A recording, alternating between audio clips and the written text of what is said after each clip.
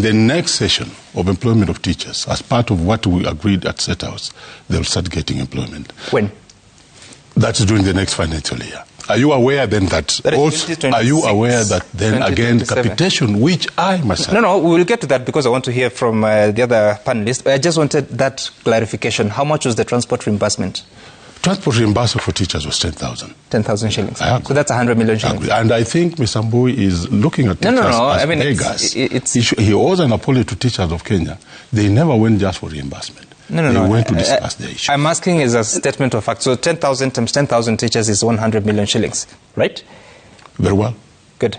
Welcome back, ladies and gentlemen, and thank you very much for your greatest support. Now, there is something that is happening or that is going on between Wamuchomba and the government, which was disclosed yesterday during the burial of Kimani Ichung'wah's father by Kimani Ichung'wah himself. But then I'll discuss that in the next video. In this video, I want us to listen to the daybreak discussion between Wamuchomba, MP Omboko Milemba, that is MP of Muhaya constituency in Vihiga, and then we have got Miriam Kitanyi, and then we have got Robert Mbui. There are a lot of things that they were discussing, and to my surprise, I was trying to ask myself, so it is true that these teachers were paid 100 million in a single day. And then you hear MP Omboko saying that the teachers that went to State House are leaders. Now, when the moment he mentioned that, I tried to calculate, because we normally have 4,000 both NAT and Kuppet officials, 4,000. So all these 6,000 teachers, so they are still leaders. It's very interesting. And then he's confirming that these guys were paid 10,000 each for the reimbursement. Very funny. I'm disappointed with my colleague. Why would you reduce teachers to just 10,000? And that's what they went to do in State House.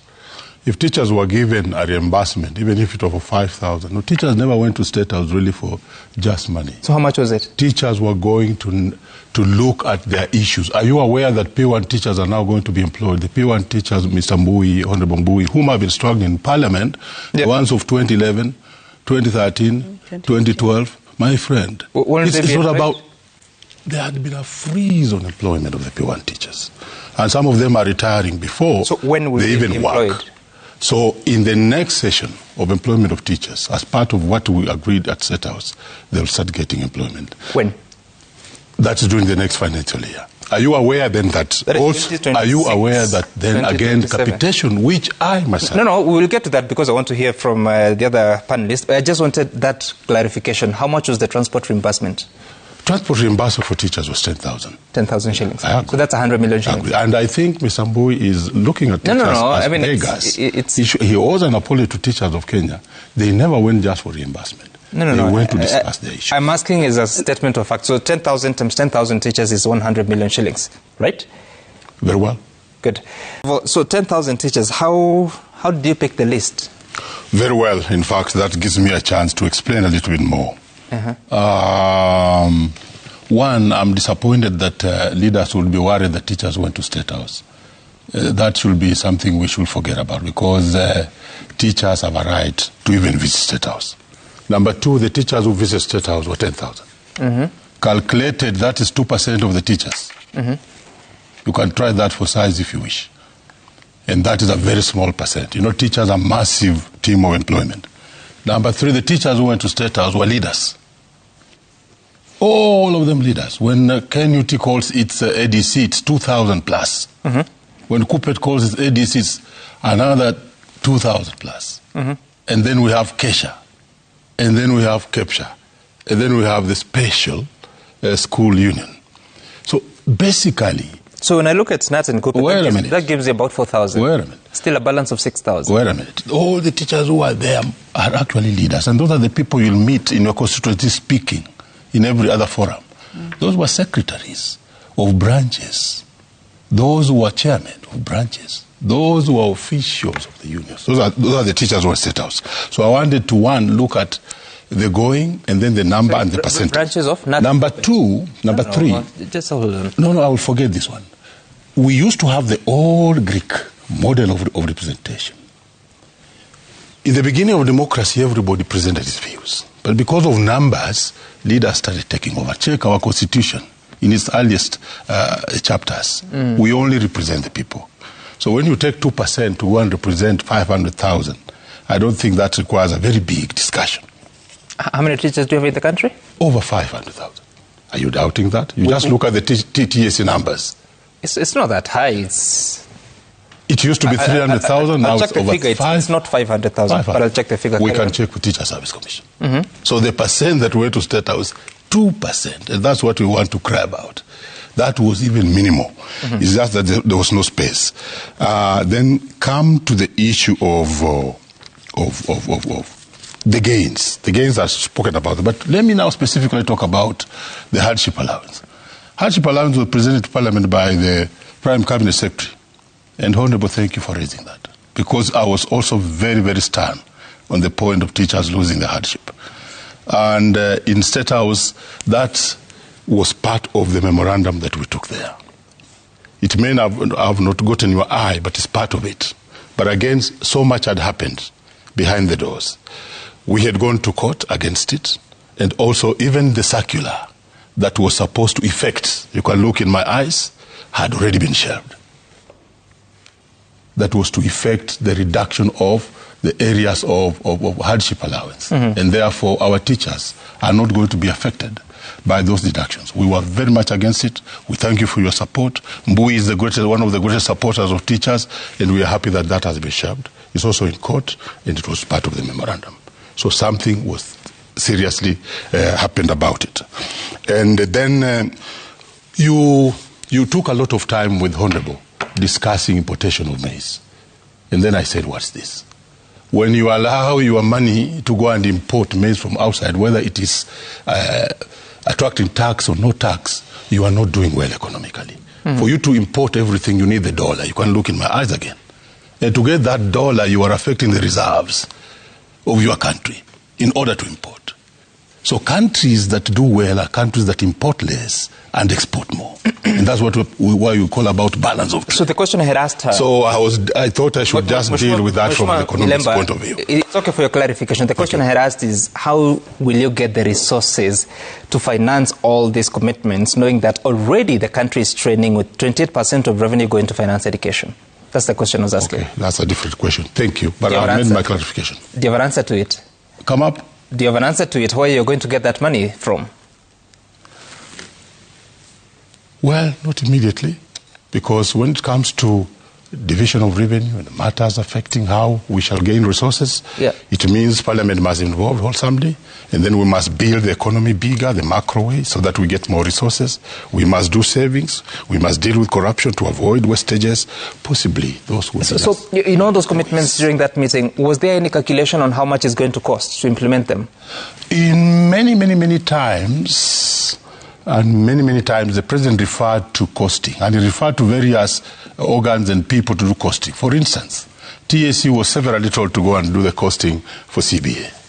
And I remember the ministry was also asked to go and do costing for the tax centers. And I remember Meli, who was there, the chair of education, was also asked to do some task. So indeed, possibly later on, we can actually give you the costing of what it is, because it's something we can calculate. Okay. For instance, if you wish, to get the implication of CBA, to break it to two phases, that would mean it was about 30 billion, and 8.6 has already been spent. So you subtract 8.6 from 30, and then divide what remains is what's required. Those are calculations that can be done. Wamuchomba is saying that William Ruto is normally very vocal with the promises more than the commitment. That is what she's saying, that William Ruto can promise. Of course, we know very well that William Ruto is very smart at promising. William Ruto anaweza promise. So he promises things that he knows that he can't deliver, or he promises things during the promise. You think, and a promise that you know, this one will come to pass. Like this one is very real, but then things change along the way. So you wonder, how did these things change? What made them change? What really happened? You see, what really happened that made these things change just all of a sudden?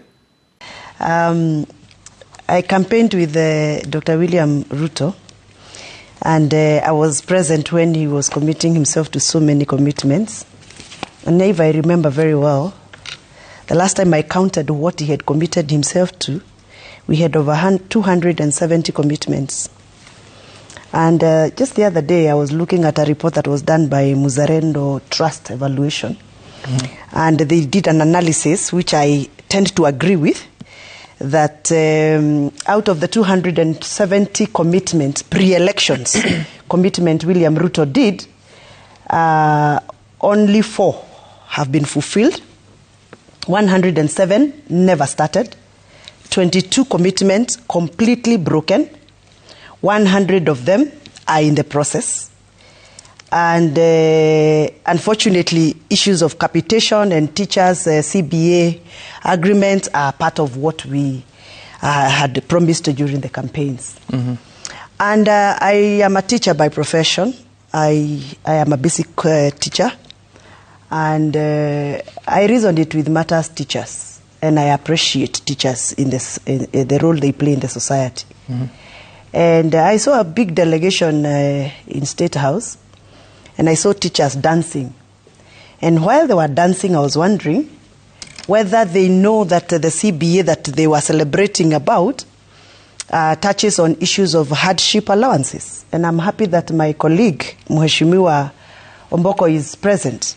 And having come from the teaching fraternity leadership, the committee that is supposed to be dealing with issues, teachers and matters social welfare, would actually confirm whether the CBA that allegedly was signed in State House, or rather was discussed in State House, touched on matters hardship allowance. Over 118,000 teachers in 35 counties and over 129 sub-counties are going to be affected by the proposal and the report that was read in Parliament by the Prime Secretary, Cabinet Secretary in Parliament. I remember, Omboko, you were seated next to me when the Prime Cabinet Secretary came to Parliament and read a report sometimes, I think in March of this year. And the review of the hardship allowance, it is part of the CBA. According to 2025-2029 CBA, the lowest paid B5 teacher is supposed to get 6,600 shillings, while the highest paid D5 teacher gets a hardship allowance of 38,100. According to the report that was read by Musalia Mudavadi, who is the Prime Cabinet Secretary, the 2019 Interagency Technical Committee report on the reclassification of hardship areas in the Republic of Kenya is recommending that the government want to reclassify some areas, some counties and sub-counties into extreme and others to moderate areas. So I don't know what criteria was being used, but I'm not here to discuss the criteria. I just want to understand that the government of Kenya of the day is seeking to save 6 billion shillings from hardship allowances that is normally paid to civil servants. When I talk about civil servants, not only teachers, even police, doctors and others who receive this hardship allowance. So when they were celebrating in State House, were they celebrating that now they have negotiated that this reclassification should stop? Maybe Oboko should tell us, Mheshimiwa.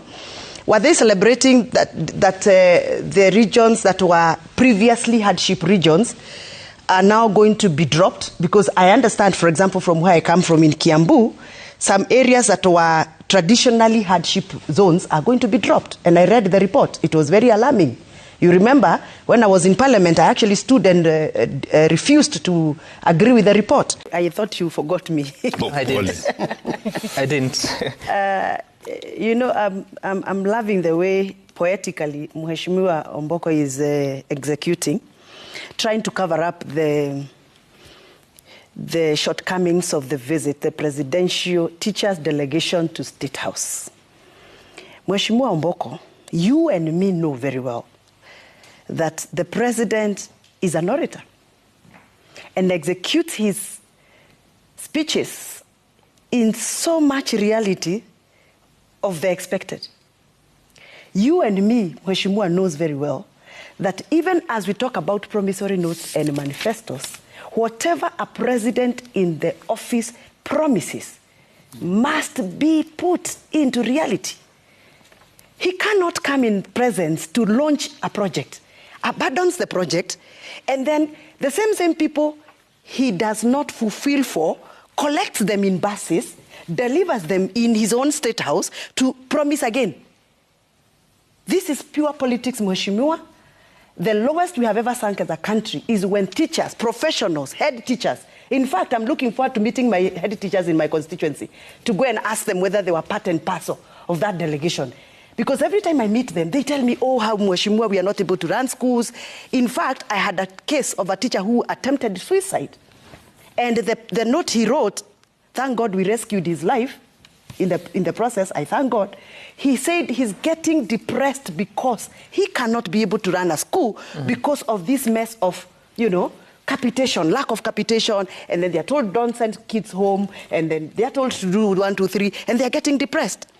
So I am shocked that Mheshimiwa Omboko is here as a teacher's representative telling us that even tomorrow he will still go to State House to dance. To dance over what? Dance over our children who are deprived capitation. Some of them have even dropped out of school. For your information, for the first time, public schools in my constituency, day public schools, were sent home to go and clear their balances, the past balances, so that they can be able to run the schools. Otherwise, the schools are going to close down. I thought you had. And the same teacher and the same teachers are now telling us we went to State House and we were promised this, we are promised this. So after he has done with the teachers and told them that he's going to fill the gap, the capitation gap, is he going to call the parents now? Because the kids that are suffering out of capitation are not a property of the teachers. They are properties of us of parents.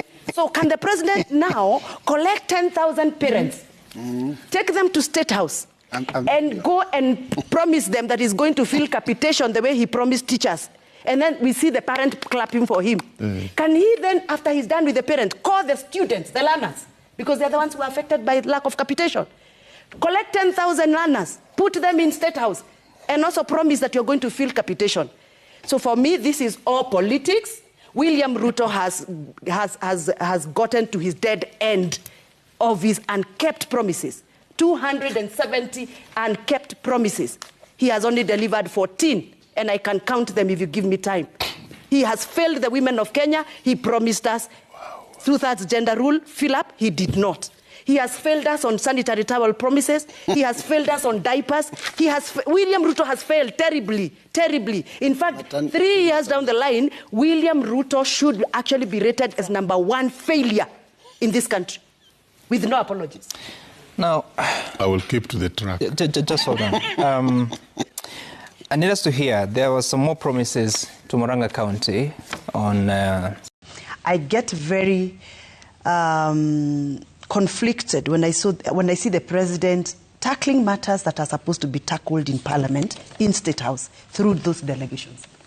And members of Parliament sit there, and all they do is take instructions from the presidency inside State House on matters that are supposed to be debated and handled on the floor of the House. That's number one. Number two, I think I said that the president is very popular with commitments.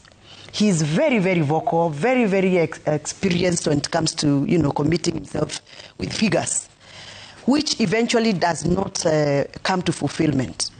When I see him say that he's going to do 15,000 new units in Kiambu County, and in a month or so he's coming to launch, I laugh. You know why I laugh? Because he has done that in the past, and he has come to launch projects which are stalled now. The last time he appeared in my constituency in Githunguri, he came with a lot of force to launch a market. And he actually launched a market. And the day he left, the contractor left. To date, the foundation stone that he laid is still there. Not an inch moved. What is the name of the market? Githunguri Market, town market. He came there with a delegation. I'm sure you all know. I was not even allowed to leave my house then. You remember what happened to me? And then 3 months down the line, the market has not moved an inch, And now he's collecting the same people he lied to from Githunguri to deliver them in State House and promise again. And you want me to believe him? It becomes very difficult to believe William Ruto. So what he's doing in State House is actually politics. I cannot believe that he's going to do anything because he has not been able to do what he had already committed himself. The many times he has promised us to finish that market, the many times, if I remember, I think there are 9 times, when he has stood in Githunguri and pointed at that market and said, I am finishing this market. 9 times. Not by phone, not via television, but physically present. So if he cannot deliver a market, for heaven's sake, how do you want me to believe him that is going to do 15,000 housing units? And for heaven's sake, if you asked me, for example, in Githunguri, what is our need in Githunguri right now? Our need in Githunguri is for him, first of all, to finish the aggregation center, which he started, which is currently stalled. He started an aggregation center, committed to do and it was started. It is now stalled. It is not completed. So before he jumps from the aggregation center, which is stalled, markets that are stalled, roads that are stalled, why can't he first of all finish those that are stalled? And then he can now come and tell us, gentlemen and ladies, I've completed this project. Now can we start on embarking on the new housing units? You understand? So for me, I think the president is just playing politics with these all promises. And like I said, it is just an accumulation of what he had committed. The 270 commitments I talked about, pre-election commitments. Out of those, only 14 of his commitments are fulfilled. 270. And every day he has a delegation from Kisii, he adds on those commitments. A delegation from Kiambu, he adds on this commitment. But let me ask you a question. When I hear him talk about billions, he's talking about how many billions? 30 billion that is going to pump into Kiambu? I wonder, where is this money? When our loan card is at 12 trillion. Where is he going to get this money from? He has said there are some 600 billion shillings he's been able to get from local sources without having to borrow. Yes. Oh, okay. So we have a lot of money to spend on this. You believe him? I mean, it's not about me. You believe him, yet the papers are... And Miriam Kitenya is saying that since 2022, our economy has stabilized and is back on track. Yeah. The executive, its role is to execute. Its role is to implement. And Parliament is to appropriate money. That is what Parliament does. However, how do we start a budgeting process? The budgeting process starts with the executive. Mm-hmm. The executive are the ones that will come with what you call a budget policy statement to say, this is the direction we want to implement. This is what we think we need to do. They come to Parliament and say, this is what we need to do. We approve the budget policy statement, all the way to finally approving the estimates that they give us. And in those estimates, we can say where you have estimated we are moving this money from here to here. So fast forward to the promises the president is giving in State House. Yep. Those promises are actually in the budget. Those promises are actually things that were passed in the previous budget, and they are going for implementation. He has talked about 600 billion raised in this country. Remember, me and you, who are employees, are taxed monies for housing. Yes. And we pay a percentage of, I think it's about 1.5% to the housing agenda. For the money collected so far, from the time the housing levy started to now, the total so far collected is 600 billion. And out of that, we in Parliament, during appropriated that money to the projects that he's talking about that are already being undertaken. I'm surprised to hear that the market in Githunguri is not being constructed, because I know in many other areas, my constituency, for example, the markets that were designed are already actually being implemented. There is some that are in the budget of this year, and I'm expecting advertisements to happen in the very soon. I think the delay was because of the e-procurement issue that was the executive was grappling with. But I'm expecting aside the procurements to start. But what I am trying to say is that all these issues the president is talking about are actually in the budget. In Murang'a County International Stadium. And not just in Murang'a. I think there is one that is happening right here in Dagoretti there. You've seen it. Talanta. The Talanta, yes, and all those stadiums. It's 44 billion shillings. Yes, and it's going on, and it's actually going on. You can see the contrast. No, it's going on. 44 billion shillings for an international one here, yes, but an international one in Murang'a is 720 million shillings. And there is one even in my constituency for about 55 million shillings. There are many. It's also international? It's not international, but it's a sports stadium. Okay. It's a sports academy.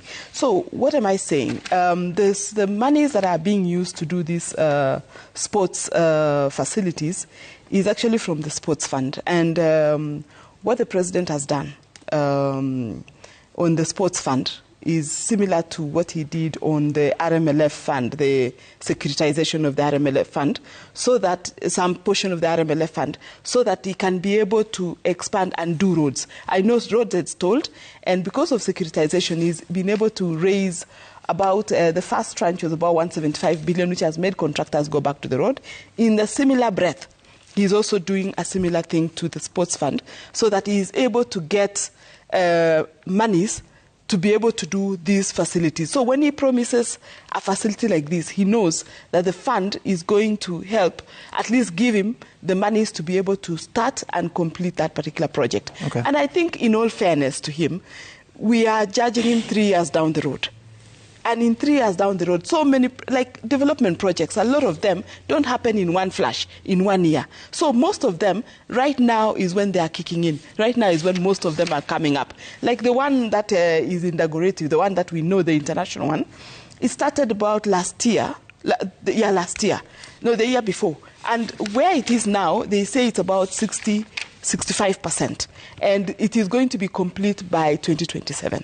So you see, this is a multi-year project. So for me, I think in the promises that he's giving, especially on the sports facilities, he knows where the fund is coming on, which is from the sports fund, and it is not direct from what is collected. He is securitizing that so that he's able to get funding that can now be able to commence and complete these projects.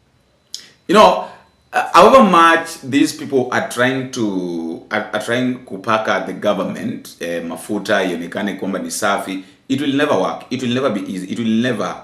That is the truth of the matter. The truth of the matter is things will remain the way they are up to the end. I think what I'm seeing in this country is quite shocking.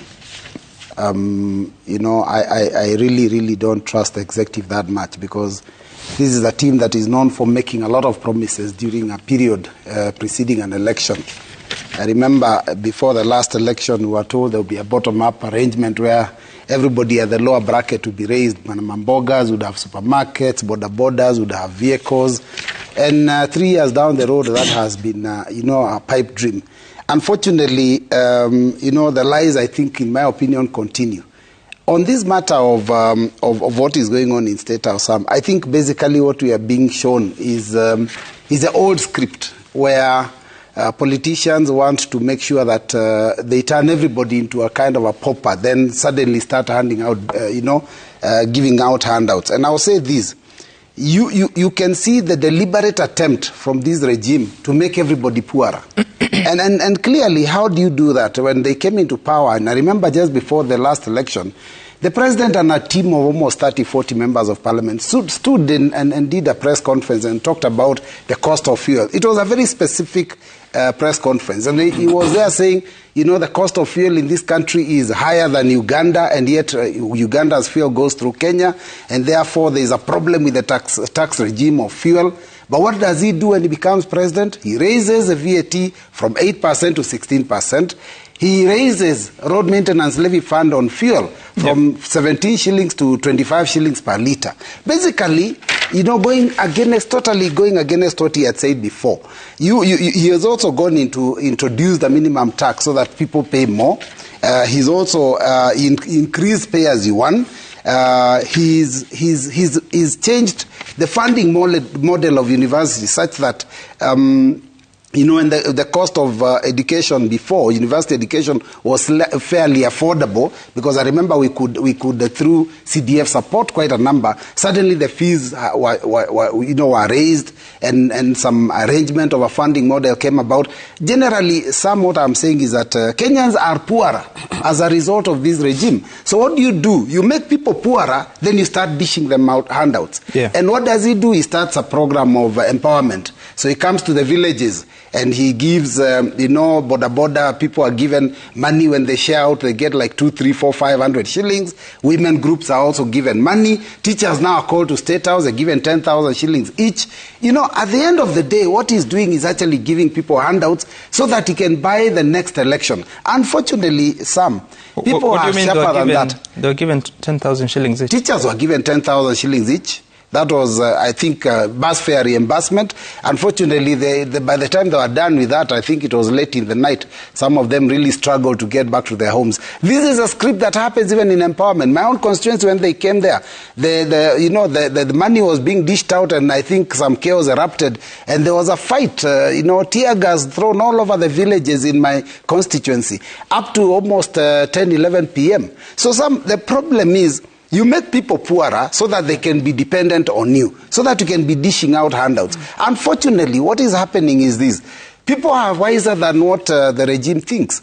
When you call us and give us handouts, and yet capitation for our children, apparently 2 children in school, whose capitation has dropped by 6,000 per year for each child, that's about 12,000 that you lose. Yep. And then you're given a handout of 500 shillings. Honestly, that's, it doesn't help. And so I want to ask that let the president go back to doing his work. And we are being told here by Omboko Milema that they were signing a CBA. What kind of CBA is witnessed by 10,000 people? What kind of conversation or meeting or discussion can you have with 10,000 people? That's a baraza. That's a public baraza. There's absolutely no discussion you can have with 10,000 people. Right. 10,000 people will just sit there and listen to you. Because there is no way you can have a conversation. You want to have a meeting, you meet with the leaders of the unions. Omboko Milema and his team are able to midwife this process. But then calling all these teachers to the meeting, you can say that the teachers were called so that now we can make it happen. They will not make it happen because of the numbers. This is optics so that you can show Kenyans that teachers are on your side. But I can tell you, teachers are not going to be fooled that way. Okay.